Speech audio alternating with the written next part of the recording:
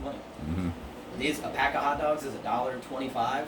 Cutting them up into tiny little pieces, that $1.25 is $100,000 to him. So we're just making good associative measures of when an animal eats a canine, it floods the brain with pleasure.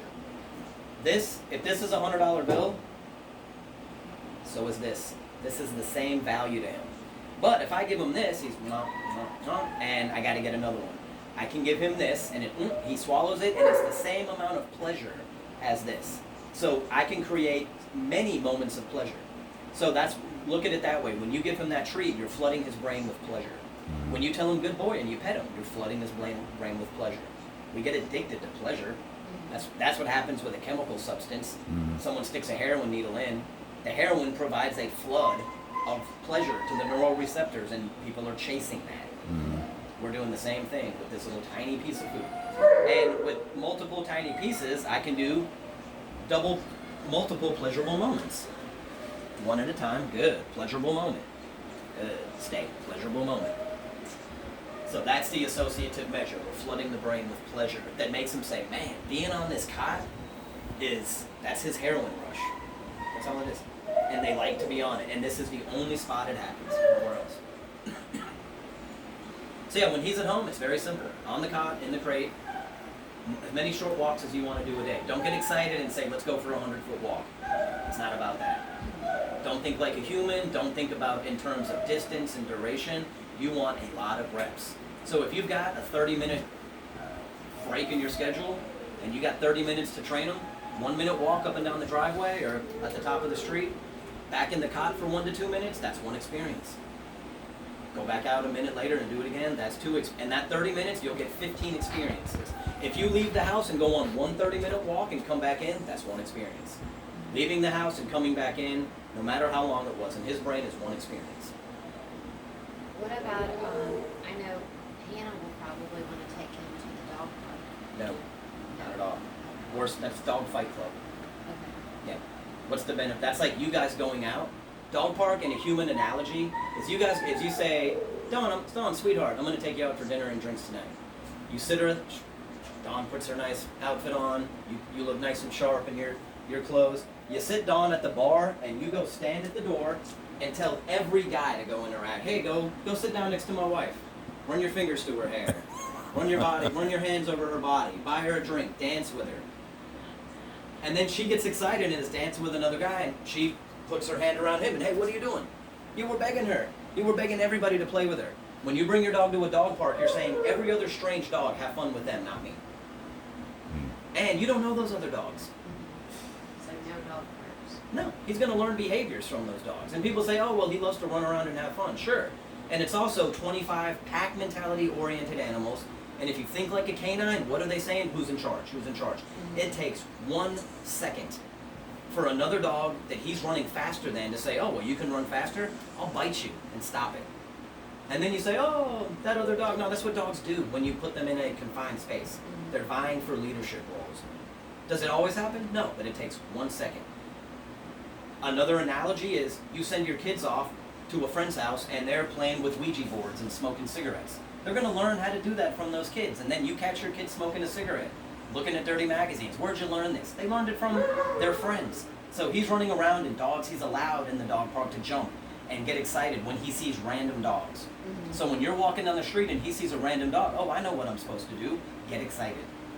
And the main reason I don't go to dog parks is they are a breeding ground for bacterial infections.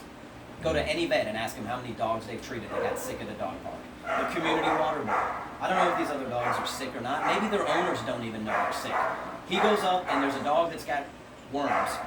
And he pooped a minute ago and there's trace matters of bacteria on that dog's butt. His wet nose sniffs that dog's butt and he inhales that bacteria, and then you got a sick dog. A dog poops on the ground and they pick it up, but there's trace matter of bacteria on that dirt, and the 80, 90 degree sun is baking that into the dirt. He smells it, he licks it, you got a sick dog. The community water bowl with drool and saliva in there. Breeding ground for bacterial infections. Mm-hmm. You be the dog park. You don't take your family out and tell them, go have fun with everybody else and I'm going to stand here with my thumb up my butt. Mm-hmm. You guys go out and have fun together.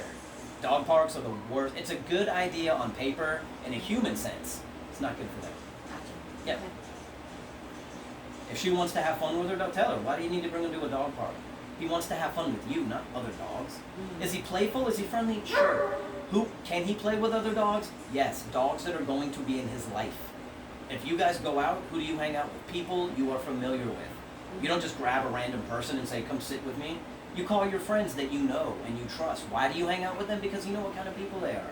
You have things in common. They're UGA fans. Maybe you work in the same field. Maybe you guys just have whatever it is in common. You enjoy that time with them. So if you have a friend or a family member with a dog that he's going to be around for a long time in his life, yeah, go to the friend, tell her, go to your friend's house that has a dog that he's going to see. If you don't have that in your life, it's fine. He would rather be with you. You taking him on several short walks is a dog park visit to him. He loves that. So yeah, no dog parks. You don't want him learning bad behaviors. You don't want him getting sick. Go on YouTube. Tell your daughter, go on YouTube and just Google dog park fight. Watch how crazy they are. And then you've got a psychological traumatized dog. I get them all the time. I do a lot of animal behavioral modification. Probably 7 to 8 out of 10 got into a fight at a dog park or got beat up by another dog at a dog park. Now they're aggressive. Now they're anxious when they see another dog. And that's a lot to deal with. So don't let it happen. And every now and then you can lean down and pet them just like that, nice and calm. Yeah, so if your daughter puts up a fuss, I want to bring her to the dog park. No. No different. It's no different than if she said to you when she was 15 years, how old is she? 20. Yeah, she's old enough. When she was 15, I want to go to this weekend retreat with my friends, and you said no. Oh, come on. You're not going to give in because of that. If she gets frustrated, no. Tell her, give us the $899 we just paid Keith. So when he gets screwed up, we can send him back to Keith, because that's what will happen in the dog park. Set up little brain games for him. Take especially on a rainy day, get some paper. Do you know where those plastic cups are? Oh, we used them all? Where did they go? Get some little cheap plastic paper cups, toilet paper rolls like this. When the toilet paper's all gone. These are, if you have one of these, I'd cut them in half. Set up some toilet paper rolls, put a hot dog on the ground, and set up 3 or 4. He's going to smell it wafting through. Walk him up. He knocks it over. He eats it. Yay, he's hunting. Yeah. In the beginning, if he's having trouble, take a slice, put it halfway on, halfway off, like that. So he can see it and walk up, let him win. Put down 3 or 4. If he gets really good, you put down a toilet paper tube with one. If he knows how to knock it over, you put down a fake one and you do the old switcheroo on. Gets his brain going. Make a little line of them, put 3 or 4 in a row every 2 feet, walk him up on the leash, he eats it, yay, good boy. He's hunting. That's a hell of a lot more fun for him than running around with a bunch of dogs. Yeah, take, let me see if I got another one you can do.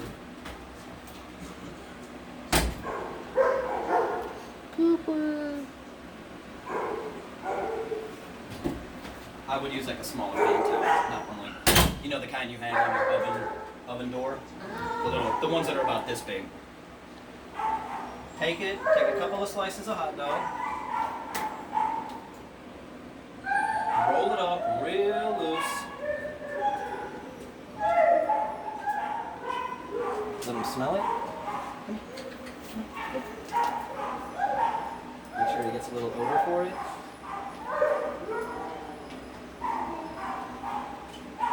Yes, good boy.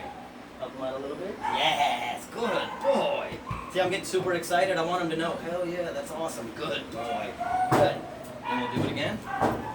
I'm teaching him how to use his brain, no? Stay. Couple of slices. And by using a smaller hand towel, it's a little easier for him to unravel. Couple of slices. Real loose. I'm not trying to stump him. He can smell that. All he's got to do is unravel. Good boy! Yes. Me getting excited, down on his eye level, I want him to know I'm super proud. I'm not just going to be like, good boy. Even though he's sitting there eating those treats, he knows I'm doing this. Good. Then I pull it up. Do this a couple of times. You can start getting a good. Stay. You see the focus I'm getting now? He's like, hell yeah, this is what I was bred to do. Hunt. You can start to, when he's really good, get a second towel that's a decoy with nothing in it. I'm going to put down this one and the fake one. Doesn't matter if he goes to the fake one. He's going to go to this one, guide him over to this one, and oh, not every towel has a hot dog. Now we got a little decision making in there. I do the muffin pan with balls over the top. Perfect. Do that too. Mix it up. Everyday household items. Good boy. Yes. This is a great way on a rainy day to work some mental energy. Give him something to do. This is what he was bred to do. He's saying, hell yeah, when you do the muffin game, you're speaking his language. He loves it. And when we're done, good boy, come on. Good. Place. Good. If you need a DOWN, you just pull straight down. If you say down and he doesn't, you pull straight down on the leash. That's it. Same thing if he's off the leash. Good. Stop.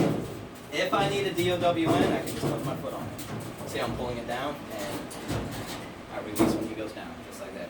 No? Good. When I bring him to the cot, place. No? I want him to go into a down every time. He's not allowed to sit, he's not allowed to stand. If he sits, oh, I can sit. And then can I stand? Oh, I can stand. Can I get off? Don't even let that process creep in. He can be in a down, that's it. Did you say down? Did you use down as your You can say it once. So when he gets on, down. If he doesn't, no, and pull the leash down. Every time you say no when you pull the leash up for a sit or down for a down, no is accompanied with leash pressure. No means something. It's never just no. You can give him a warning, no, and if he responds, good boy. But if he does, after like 1 second, if I say no, then I'm going to put pressure on within about 2 seconds max. So no means something. He knows, I got like 2 seconds to get it right, or else here comes the pressure. So yeah, do the brain games, tell your dog to do that. You can start to put 3 towels down. One has a treat, the other 2 don't. Slide them around, and oh my God, do the old shell game. If he's having trouble and he goes to the wrong ones, tap the right one. He always needs to win. Brain games are not about stumping your dog. You want them to win because that's fun. If you stump him, he's like, well, that sucks. We also hide clothes. And he hunts smell. for clothes. I wouldn't do, for now, keep it real simple where he just wins right away. Okay. Yeah, even though he can hunt and find it, that's building drive. The longer you make the game where he's sniffing, the drive's going up. Frustration builds drive. Is it a good outlet? Yes, but it's also cranking him up to the nines because he's like, it's not here. It's not here. I smell it. Oh my God, where is it? Where is it? Where is it? He's like, ooh, he's getting cranked up. You make the game end quickly, he's like, ooh, that was good. You're keeping the drive balanced. Yeah. Anytime when I do protection training, I wear the bite suit, the sleeves and all that. How do we get the dog to get ferocious? Getting the dog to bite is easy. Getting them to let go is the hard part. But if I walk up and I'm wearing one of the, I got some. If I'm wearing one of the bite sleeves, no. And the dog's tied off or someone's holding it, I walk up and right as they bite, I pull my hand away. They bite, I let them, they keep getting right here and I pull my hand away.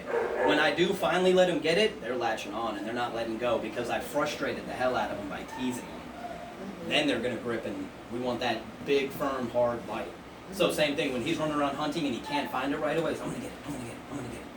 Kind of like the old thing, if your friends would be in the car and they'd be like, come on, hop in, and right when you went to get in, they scooted the car up and they did it again, you start to get frustrated as hell, and you know your friends aren't gonna dip off and leave you, but you start to go into the, how can I do it? I'm gonna trick this son of a bitch, and you fake it out and you run around, you get determined to prove them wrong because the frustration is building up your determination. What's this? You wanna do a bite? You're not ready for that. So yeah, do some brain games with them. If you're using the muffin pan, wonderful game. Keep the toilet paper tubes, the toilet paper towels, cut those in half. Set a bunch up on the ground. Let them just knock them over and find. Don't put a hot dog in every other one. Put one down and a fake one, the old switcheroo game. By letting him win within 15 to 20 seconds, the drive stays at a low level. And he feels better about it. I'd rather win 10 times in a row than win once in 10 minutes. So this satisfies me. That's the dog park inside.